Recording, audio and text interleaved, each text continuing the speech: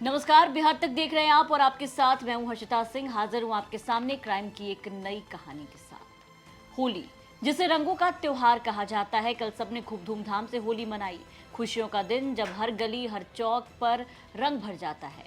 लेकिन बिहार के नवगछिया इलाके में होली के दिन वो रात रंग नहीं बल्कि खून बह रहा था। रात धीरे धीरे गहरी हो रही थी। दिन भर होली खेलने के बाद लोग अपने घरों में लौट चुके थे। सड़कें सुनसान हो चुकी थी लगभग, और दूर दूर तक बस कभी कभार कहीं कहीं कुत्ते के भौंकने की आवाज सुनाई दे रही थी। बाकी सब कुछ सन्नाटा। लेकिन उसी सन्नाटे के बीच अचानक गोलियों की आवाज गूंजती है। एक नहीं, दो नहीं, बल्कि लगातार कई राउंड गोली चलती है। और फिर सब कुछ उस इलाके में, उस सुनसान जगह पर खामोश हो जाता है। सुबह जब सूरज निकला तो नवगछिया थाना क्षेत्र के तेतरी इलाके में कलबलिया धार के पास कुछ लोगों की नजर सड़क किनारे पड़े दो शरीर पर पड़ी। पास जाकर देखा तो देखने वाले की आंखें फट गई। दोनों युवक खून से लथपथ थे। शरीर पर गोलियों के निशान थे जो कि साफ दिखाई दे रहे थे। होली की सुबह ये सब कुछ हुआ। अचानक होली की सुबह दहशत में बदल गई। कुछ ही देर में ये खबर जो है पूरे इलाके में फैल गई। लोगों की जो भीड़ है वहां जुटने लगी। पुलिस को सूचना दी गई। जांच करने पुलिस पहुंची तो ये बात सामने आई कि दोनों युवक एक ही गांव के रहने वाले थे। उनमें से एक तीसरा युवक भी था जो कि और भी ज्यादा गंभीर रूप से घायल था। वहां पर आनंद फानन में भागलपुर के मायागंज अस्पताल में उस युवक को भर्ती कराया गया, जहां डॉक्टरों ने हालत काफी नाजुक बताई और फिर उसे पटना रेफर कर दिया है। लेकिन कहानी सिर्फ गोली चलने और घायल होने की नहीं है। असल सवाल अब यहीं से शुरू हुआ कि आखिर उस रात क्या हुआ था। आपको बता दें कि तीनों लोग, जो दो मृत और एक घायल है, ये तीनों दोस्त होली के मौके पर अपनी रिश्तेदारी के यहाँ आए थे। दिन भर सब कुछ नॉर्मल सामान्य था, मिलना जुलना, हंसी मजाक, त्योहार का माहौल, सब कुछ नॉर्मल।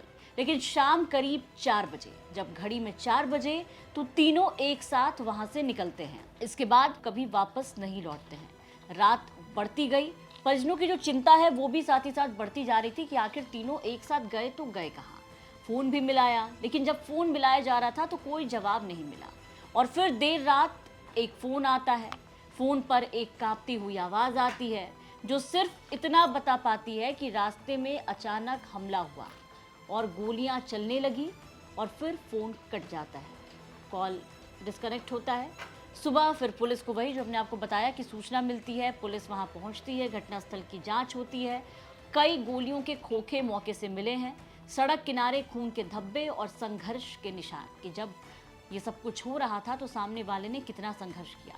ऐसा लग रहा था जैसे अचानक हमला नहीं हुआ, बल्कि सब कुछ लिखा हुआ, पहले से स्क्रिप्टेड कहानी थी।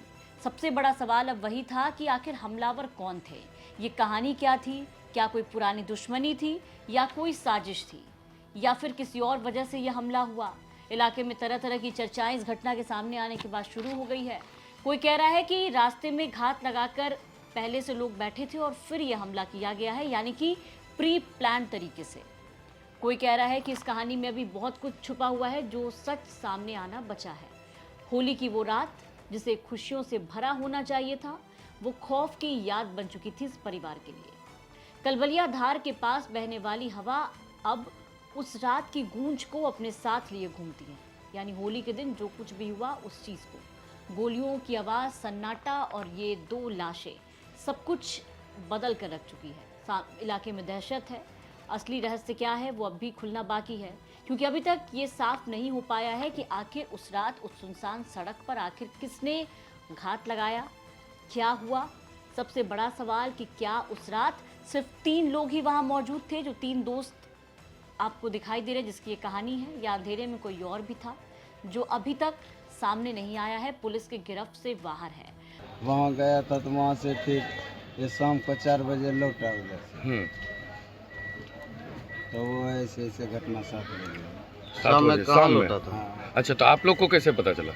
हमको पता चला, वो जिसको अभी हॉस्पिटल में भर्ती हुआ न, वो फोन किया वहाँ पे, तब हम वहाँ से सब आपको पता? आपको कब पता चला? हमको 7:30 बजे से ना। हाँ, 37 में शाम में। हाँ। हाँ, तो फिर आप लोग कहाँ पहुँचे? वहाँ से पहुँचे यहाँ डायरेक्ट यहाँ पर कहाँ? बोरबा। बोरबा। अच्छा, बोरबा जो आए तो क्या देखे, मतलब जान चली गई थी? बोरबा आए थे तो वहाँ पे कोई मिलते नहीं किया। हाँ, तो ठीक। एक आदमी मिला तो अभी तक हॉस्पिटल में है। हाँ उसको तो प्रशासन ने पहुंचाया कहाँ, वहाँ से फिर उसको रेफर किया तो वो वहीं पे गया। ठीक।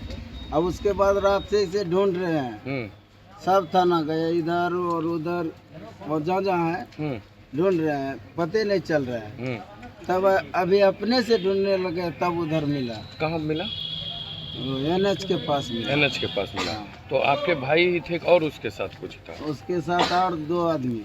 तो वहाँ से पूछते हैं तो उनका परिवार बोला कि यहाँ से 3 आदमी गया है। घर से कब निकला था ये लोग? ये नहीं, मतलब आपके घर से? हमारे घर से। मेरा भाई निकला था परसों, पत्नी को लेके परसों आया। ये लड़का लोग कल गया था। फिलहाल तीनों दोस्त को लेकर के ऐसा कहा जा रहा है कि तीनों की कोई ऐसी दुश्मनी जो है वो सामने नहीं आई है, ना ही परिवार वालों की तरफ से अब तक किसी पर जो शक है वो जताया गया है। लेकिन होली के त्यौहार पे आप आमतौर पर देखते हैं कि लोग नशे में होते हैं, शराब पी करके बाहर निकलते हैं। खैर बिहार में शराबबंदी है लेकिन फिर भी शराब भी मिलती है और तरह तरह के जो अलग नशे होते हैं वो भी लोग करते हैं। आमतौर पर होली में कई बार ऐसी कहानी सामने आई है जहां होली का जो त्यौहार है, जो रंगों का त्यौहार कहा जाता है, वो खूनी संघर्ष में तब्दील हो जाता है। लेकिन नवगछिया में जिस तरीके की ये घटना सामने आई और जिस हालत में ये लाशें मिली हैं, उसे देखकर देखने वालों का दिल दहल रहा है। आसपास के इलाके से जो भी गुजर रहा था वो सहम जा रहा था देख करके, और सब कोई अब जानना चाह रहा है कि आखिर होली की रात इन तीनों के साथ क्या हुआ। फिलहाल जो तीसरा व्यक्ति जो घायल है, जिसे पटना रेफर किया गया है, वो अभी कुछ बोलने की हालत में नहीं है, लेकिन इंतजार है उस शख्स के ठीक होने का कि कब तक ये ठीक होते हैं और फिर क्या कुछ पुलिस को बताते हैं। फिलहाल देखना होगा कि परिवार वाले क्या कुछ बताते हैं, क्या किसी पे कोई शक या फिर कुछ और। पुलिस की जांच में क्या कुछ निकल करके सामने आता है ये भी देखना होगा। फिलहाल के लिए क्राइम की कहानी में इतना ही। इस क्राइम की कहानी को हम तक पहुंचाया था हमारे सहयोगी नवगछिया से सुजीत सिंह चौहान ने। बिहार की तमाम खबरों के लिए बने रहे बिहार तक के साथ, और क्राइम की कहानी देखने के लिए आप जुड़े हमारे साथ हर रात 10 बजे।